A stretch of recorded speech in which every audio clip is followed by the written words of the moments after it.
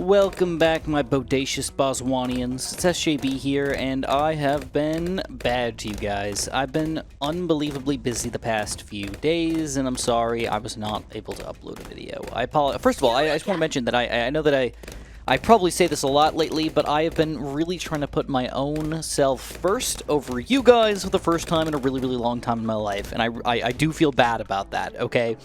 But I've got a few things going on in my life that I'm going to talk about today, and I cannot go over all the details, but I will say that there's going to be a magic secret video, possibly coming out tomorrow, possibly coming out the next day, that will explain, hopefully, mostly everything. Maybe not everything. Now, before we get to that, let's talk about the baseness of the strategy, which is to get really fast shooting boomerangs, okay? So I just realized I kind of forgot about the fact that the perma brew got a huge freaking buff, man. I keep overlooking him and just not even caring about it. I'm like, what perma brew? 51k now. Mega cheap. But its range is way, way, way smaller. So you have to use him specifically in a very specific location, right in the middle of all your towers, or they do kind of force you or want you to go for a special operations or support chinook to make him usable, right? But we could probably go without that. If we just keep most of our towers right next to each other in a nice little bundle here, we can make that happen. Now, you guys know that boomerangs are my favorite tower in all of BTD. Okay, not just BTD 6, but all of BTD. Boomerangs are my favorite tower in general. I like them. I think they're fun. I think they're cool. I think they're often the most well-balanced towers in the game, and I really like the fact that you got like 3 different types, right? The top path is clearly a balloon killer, right? The Glaive Lord. You got the middle path, which is... Let's talk about Moab Dom. Clearly, we got a Moab Popper, and then we've got the Permacharge, which is sort of like a middle of the road. You sort of just in the middle. You does some balloon pop power, does some Moab pop power. Somewhere in the middle. So anyways, I wanted to focus on specifically going for a fast shooting boomerangs, which I think are usually considered to be the worst upgrade as far as boomerangs are concerned. Specifically, if I was going to rate something, I would say that the Bionic Boomerang is the worst. If I was going to do something related to boomerangs, I would stay away from them. Now, that's not saying that that entire path is bad. Faster shootings are unbelievably amazing here, clearly. Turbocharges are pretty decent if you're willing to use the ability properly, and of course Permacharge is also really good. But the Bionic Boomer itself, I'm not a huge fan. Just straight up, not a huge fan here. So anyways, I'm going to try to push it to the limit here. What I'm going to do is I'm going to go for a village, if I can fit it here before we get this going here. Yes, we can. Perfect. I'm going to try to force myself into a cam detector, so I don't even have to do anything crazy here with anything Spike Factory related or whatnot. But I'm not sure if we'll be able to afford it. And yeah, we should be able to get that. All right, so far so good. This is the power of the Bionic Boomer. Like, if you're going to use this guy, it's got to be early game. It's got to be, like, right now, and it's got to be fairly effective with these either regular Bionic Boomerang or getting the improved Rings Glaives combo. So that's what I'm going to do. I'm going to go for the improved Rings. I'm going to go for those Glaives. We're going to rely on the buffs from Gwendy to randomly power everybody up, which is going to be awesome. She's going to be our lead popping power here, and now we've got chemistry. So do we have any weaknesses? Technically, not really. Not yet.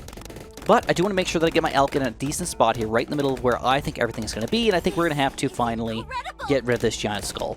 So, I don't know if this is like a Dodepalipodon or a Megalopodon or something like that, but could be just a Triceratops without the horns, you know, just like the front of the skull or whatnot. I'm not sure. Any which way, we're going to delete it. Okay, I'm sorry. Chinook, get it out of here. I don't need it. I don't want it. Leave my area. All right, so we're going to go for that Elk. Like I said, maybe the most important positioning. So I want it to be in range of every single tower that I want to build. And I think that I also want them to be, as much as I possibly can, in range of the village here, which unfortunately was maybe not perfect either. So, yeah, I think we're just going to have to put it right here. And then if some of these guys end up not being in range of the village, it's okay. We might have to build another one. All right, that's going to be the plan. So let's do it like there. That looks good. And then I have to go for probably one more Bionic Boomer, and then I think I have to go for a Turbocharge to prep this Moab. It's really powerful against Moabs, by the way, but it's not that great against, I'm going to say, anything else, but, like, you really have to activate it at the right time, otherwise you're just wasting a ton of money, man. And early game abilities definitely mean you are putting a lot of oomph in that ability to make it, like, that thing that you absolutely need here. Any which way, I'm going to hope that I can afford one more Bionic Boomer. With Red Hot Rings, by the way, because I want that extra damage, I want the extra lead popping power just in case. Can't have a lead popping power combo and everything. And then now it's see if we can save up for the turbocharge money. 4,500. Ooh, if we can't, that's going to be a little rough, man.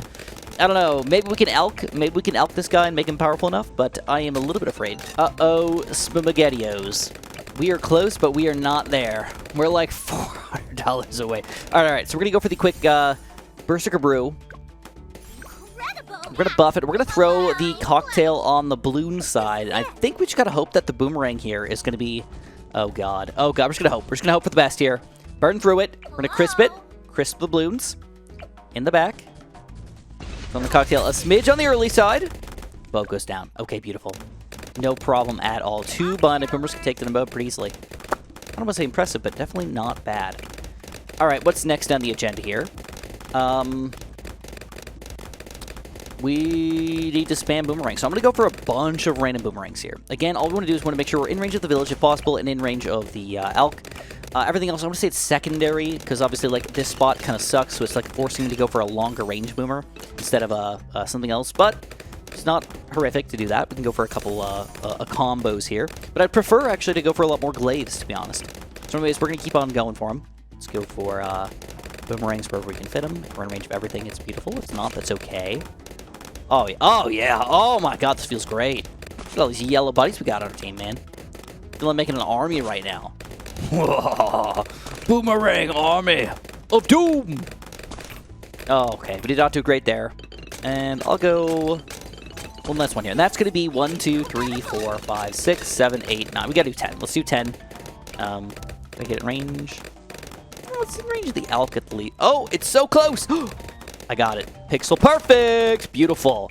Look at that. That is considered in range of the village. I mean, you can't even... His nose is not even in the middle of this thing. How is that possible? Anyways, I'll take it. All right, so we got a lot of money here. What are we going to do with it? Well, at this point, we could say screw it. We could just go for a bunch of bionic boomerangs. We could switch to a couple turbochargers to keep us in the game against the tough rounds. Or... we can wait it out and see if we can go for a perma brew. $51,000. Honestly, I don't think that's going to happen. I think 63 is going to kill us. So at the very least, we're going to go for a couple boomerangs here, but I don't want to go too crazy. I think we really will have to get this kind of early here to make it possible. So a couple bionic boomers with the glaives right in the middle here. Just to see how far can I go with this current strategy. Right now, with the Gwendy combo, where she's buffing most of my boomerangs, with this combo, it is working stunningly beautiful. I would not expect this to be going that great, but I am very, very happy. So anyways, we went to a shower yesterday. I got rained on. I went bowling yesterday, which was kind of fun. I've been really busy with other work stuff. If you guys don't know, I have another channel. I have actually, technically, 3 other channels, but I've stopped uploading on one of them entirely. My Super Science channel is gone at this point. I don't want to say gone, because it's still there. But if you guys don't know, I used to make animated shorts of science-type stuff. And I thought I was, like, getting with the time, doing short-ish type content, because that's what people want to do. They want to learn something, but they don't want to spend 15 minutes to learn it. They don't want to learn it in 2 minutes. So I was teaching science-esque concepts in 2 minutes or so, but I was doing them as an animated format, and I had to pay an animator to do that. So believe it or not, I was paying more money to the animator than I was getting back from the content. I was like, you know what? It's an investment. Eventually, it pay off, and it really kind of didn't. So anyways, that was a big waste of time and money, but I was trying to do something where I was actually helping the world out by teaching people just fun science concepts and whatnot, and I don't regret it. It's still up there. People feel free to check it out or whatnot, but it does not get very many views at all. Like, we're talking about, like, less than 1,000 views on the entire channel, like, per month. Like, which is kind of wild, considering I could post one video and get 10, 15, 20, 30,000 views on it, which is kind of wild. So, anyways, I do have a second channel, by the way, that I actually continuously upload on, at least reasonably frequently lately, which is kind of everything else channel. Everything Super John Bumble wants to play. So I've done a lot of weird stuff in the past. I've done even like a Pokemon Let's Play. So if you really want to like go deep dive Chris playing the original Pokemon, like you can go watch that. You can watch me playing Pokemon Black, I think. These are like somewhat old videos. I played Astrobot on there, like did some weird Astrobot things. I've got some Paper Mario, oh crap, Legend of Zelda, Last of Us gameplay. Like, I've got a lot of stuff on there where I just like, this is what I like doing, you know? I like posting content. I like just doing Let's Plays of stuff, and it's fun for me. So, okay, hold on. If you guys want to check it out, though, it's called Super John Bob or SJB Let's Play. Is it Super John Bob? No? I think it's Super John Bob Let's Play. So I'll make sure I leave it in the a comment or the description below. You guys can feel free to check it out if you want to. But specifically, I've been uploading Kingdom Rush content lately, which is a game that has been kind of the savior of that channel, basically. People love the tower defense content, and I've been a really good tower defense player for a really long time. So, we're getting tight here. I don't know if we're going to be able to beat this, by the way. It's going to be tough. We're for sure going to have to throw down the cocktail. That's going to help us out, but it could be too much. Oh, dang. Okay. Gonna spend some money here. It's not a huge deal. Gonna buy one more. Let's buy 2 more glaive throwers. Okay. Turbocharge could probably work instead, but this is more consistent damage. Ooh, crap. Forgot to do this. Let's also use this in the back instead of the front. It'll do a little bit better job against the balloons themselves, rather than the ceramic layer. And then we're gonna use the keg blast on the middle one. I'm gonna wrap around and use the cocktail again on the 3rd set. And we're going to see if maybe I can do it in the back again, or maybe, like, nearer to the back, but not fully in the back. Yeah, this looks good. Perfect. Oh, perfect. Melt 'em. Looks good. 63 is done. So, yeah, I play a bunch of Kingdom Rush on there, specifically Kingdom Rush 5. Kingdom Rush Alliance just came out about 2 weeks ago, and I've been hardcore playing through that thing. I spammed, like, over 100 videos on it, which admittedly is a lot of content, but there's like so much to go over, and there's so many guides I can make, and so many things to do with it. So I really just kind of like unloaded on people with it, and that has unfortunately led to me being overworked, and I kind of need a break. So I was like, mental health break, Chris. Just don't do YouTube videos for a little bit on this channel. So I know that's really unfortunate because an update just came out for this one. You know, the mirror monkey and everything, and I've really been trying to keep up with it as much as possible. That was not very good. I'm just gonna do it to save the day. Alright, so we are only... Oh my god, we're still 20k away. This is not looking all that great. At this point, we have to rely on Gwendolyn to do most of the popping power and just hope that she keeps on getting stronger and stronger and keeps us in the game. Hopefully. Maybe. We'll see how it goes, but that's obviously the goal. And another thing that I could do, it's really cheap. We could go Jungle Drums and Primer and Train. You know what? Let's just do it. Primer and Training. We're going to hold off the Primer and Mentoring for now, though. Okay. Just for now. I'm going to see if this is enough for sure to get us through. Oh, God, it's got to be another 15 rounds or something like that. It's probably going to be around 75 that takes us down. And it's going to be right when we have just about enough money for perma brew. That's my guess. Let's see if that actually happens here. But anyway, way, I've been really busy. I've been doing all that stuff. So if you guys want to check out that channel, feel free. If you're not a Kingdom Rush fan or a random old videos fan, like, that's okay. It's not new content. You know, it's just old junk. And then, believe it or not, I actually do have one other channel that I don't really want to talk about much because I don't want to keep it. I don't want to say like it's a secret, but I don't want people to come to it that don't have anything related to it, because it actually will harm the algorithm. It's such a tiny, ridiculous channel, but it relates to my health problems. So I basically have a brain disorder. You guys know that? I have a weird brain disorder that popped up randomly in the middle of my life, and it really freaking sucks. And I try to deal with it the best that I can, but it's tough, dude. It's really tough. So I'm working on myself. I'm working on a lot of things right now, trying to keep everything all gold and all that, but admittedly, like I said, things can be pretty difficult. So anyways, if you guys want to be nice, you guys can press the like button, you guys can subscribe as usual, you can use my credit support code if you want to, only if you want to. But anyways, way, we are still very far away from our perma brew. This is way longer than I thought it was going to be, so hopefully, Gwendolyn, again, can keep us in the game here, Cocktail and his thing, 10k away, can we make it happen? Okay, tough round here. Weird thing is, I would really like to use the Keg Blast on round 76 to confirm that I can beat it. So, oh, I used it in the wrong spot. Dang. Okay, hold on. Let's see. Yeah, are we just good enough? All right, we're gonna try. Dang, even with a messed up cocktail here. Cocktail in the back. Save the day. Don't even freaking need it, boys. Keg Blast to finish off 76. We're 5k away from a freaking perma brew with a really weird bionic boomerang strategy. I would not have expected this to be as good as it was. Just to be honest here. It's just one giant bundle of the same tower over and over again, which is sometimes not exactly fun for a lot of people, but I'm having fun with it because I usually think of this as, again, the worst upgrade as far as boomerangs are concerned. So seeing it being fairly effective is like, that's cool, bro. It's actually quite unique. Guess what? Perma Brew Keg Blast combo. We made it to 78. Now everybody's going to slowly get Perma Brewed here, which means we just got so much more popping power, it's almost absurd. Now, the reason why I think this is kind of cool is that usually you want to perma brew towers that shoot extremely fast, because normally their alk's going to get kind of like worn off fairly quickly if they attack very quickly. So super monkeys, especially like low-level super monkeys, are really, really good for this. Fast shooting like dartling guns and things like that, like oddly enough the plasma accelerators like good if you perma brew it. And of course, textures, man. I mean, like fast shooting, lots of projectiles, very, very good. Now, oddly enough, boomerangs only have one projectile. And on Chimps mode, it doesn't wrap around twice. It just goes around once because we don't have the Monkey Knowledge activated. So the question is this still going to be a good strategy with just straight binding boomerangs for now? And honestly, I think what I'm going to do is I want to try to start off with binding boomerangs, see how good they're going to do. When I need them, I'm going to start buying some turbocharges here and there, but I want to see how far can we push it. So I bought 10 of them. Let's just buy the 10. Okay, just to start. You know, believe it or not, I think I'm going to go for the top path here as well. I think it's going to reach the Moabs, which is good enough for me. And then I will go for the randomly primary mentoring as well, which I should have gotten before I did this, but what are you going to do? What are you going to do? Sometimes people are just idiots. Right, Chris? Yeah. Yeah, they can be. And then Gwendy's going to go up to level 20 here, no problem. She's going to get even more powered up, power up all the rest of my boomerangs even more by giving them extra layers of damage and extra damage. So we're really just compounding all of the bonuses together here. And even reinforced Bloons are getting absolutely smacked down.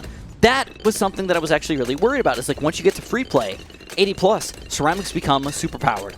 And normally a lot of towers have issues with them. I was expecting maybe the boomerangs would have the exact same issue. Not quite.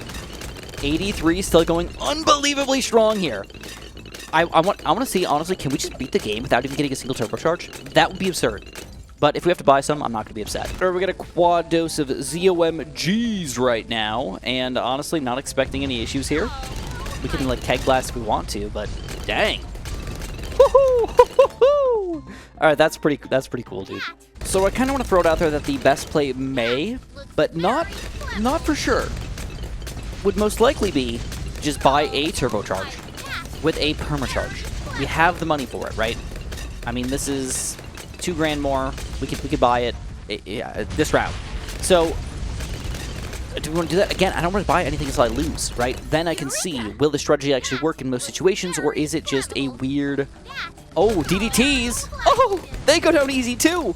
And the weird thing is they shouldn't even technically have lead popping power, but the perma brew aspect is popping on them as well.